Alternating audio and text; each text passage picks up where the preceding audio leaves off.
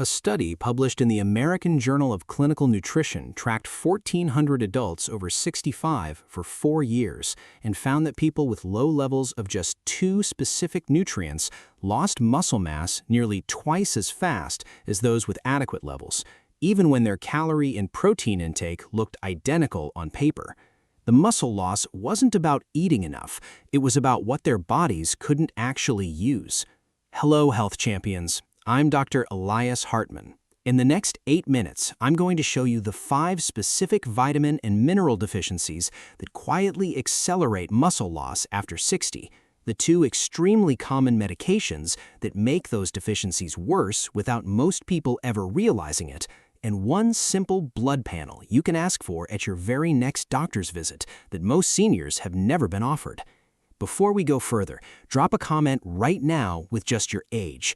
I want to see who's watching this, because muscle loss, or what doctors call sarcopenia, progresses very differently at 62 versus 72 versus 82.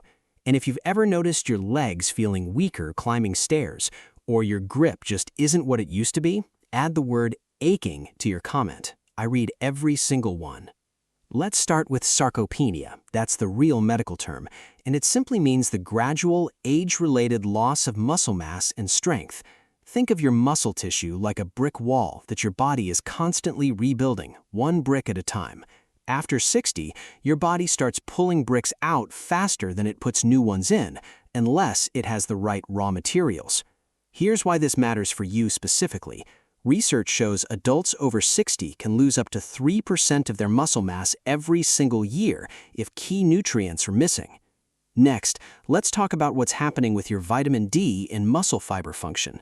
Your muscle cells actually have vitamin D receptors built directly into them, similar to how your immune cells do. Picture vitamin D is the electrical current that tells a muscle fiber when to contract. Without enough current, the signal gets weak and delayed. For someone over 60, low vitamin D has been linked to slower reaction time in the legs, which is a major reason vitamin D deficiency is tied to a higher fall risk, not just weaker immunity. There's also a second factor that most people, and honestly many doctors, don't realize: vitamin B12 and nerve-to-muscle signaling. B12 is essential for the nerves that carry the signal from your brain to your muscles, the way a phone line carries a call from one person to another. If that line gets staticky from low B12, the signal to your muscle arrives weaker, even if the muscle itself is perfectly healthy. Studies show up to 20% of adults over 60 have suboptimal B12 levels, often because aging stomachs produce less of the acid needed to absorb it from food. But it doesn't stop there. Magnesium's role in muscle contraction and relaxation is often overlooked entirely.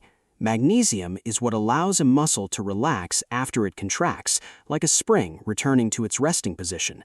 Without enough of it, muscles can cramp, feel stiff, and fatigue faster during everyday activities, like walking or standing up from a chair. Let me tell you exactly what happens to a 71-year-old man who comes to see his doctor because he's noticed he needs both hands on the armrest to get out of his recliner now. The standard approach? A quick strength test, a nod, and that's just part of getting older. Try to stay active. No blood work ordered, no nutrient panel checked. But here's what that standard approach misses. Nobody asked whether he's on medications that interfere with nutrient absorption, and nobody checked his vitamin D, B12, or magnesium levels, 3 of the most common correctable contributors to exactly the symptom he came in with.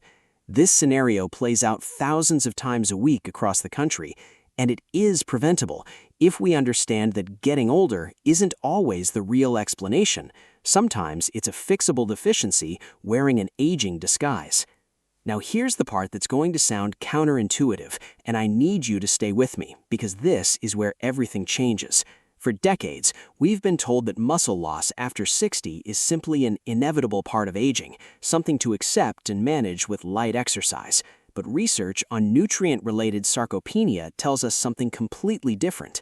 2 extremely common medication classes, proton pump inhibitors taken for acid reflux and metformin taken for sugar balance, are directly linked to reduced absorption of B12 and magnesium. In fact, long-term proton pump inhibitor use has been associated with B12 deficiency rates of up to 20% higher than in non-users. Most doctors prescribing these medications aren't routinely checking nutrient levels afterward. Most patients have no idea there's a connection at all. That gap between what the research shows and what's actually happening at the pharmacy counter, that gap is costing real people real strength, one missed refill reminder at a time. Now, I want to be completely transparent with you. I am not telling you to stop any medication. Proton pump inhibitors and metformin are prescribed for good reasons, and stopping them without medical guidance can be dangerous. This isn't medical advice, and I can't evaluate your individual situation through a video. But here's what the evidence does show. For many people on these medications long-term, simply knowing to monitor and, when needed, supplement the affected nutrients can meaningfully protect muscle strength over time. Here are 3 specific steps you can start this week. Step 1. If you take a proton pump inhibitor or metformin regularly, ask your doctor for a B12 and magnesium blood panel at your next visit. Why? Because these deficiencies often develop silently over months or years, and a simple blood draw is the only reliable way to catch them early. Step 2. Do a basic grip and chair stand self-check. Time how long it takes you to stand up from a chair 5 times in a row without using your hands. Why?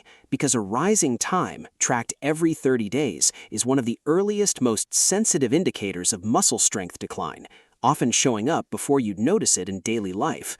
Step 3. If you're vitamin D deficient, ask specifically about magnesium alongside it, not instead of it, since, as we covered in the vitamin D video, magnesium is required to activate vitamin D in your body. Taking one without enough of the other can leave you feeling like nothing is improving. Try this for 30 days and notice whether stairs, standing up, or carrying groceries starts to feel a little easier. You now know something that most people, including many healthcare providers, don't fully understand. First, muscle loss after 60 is often driven by specific, correctable nutrient deficiencies, not just getting older. Second, common medications like proton pump inhibitors and metformin can quietly worsen those deficiencies over time. Third, a simple blood panel and a 5-second chair stand test can catch problems early, long before they become a fall or a loss of independence. Most importantly, you now have the knowledge to ask your doctor the right questions before strength loss becomes something harder to reverse. Your body is not working against you, it is trying to protect you. Once you understand that, everything changes, because now you're not fighting your body, you're finally working with it. If this information helped you, please share it with someone you love who is over 60, and subscribe to this channel because my mission is bringing you research-based senior health information that is practical, honest, and potentially life-changing. I'll see you in the next one.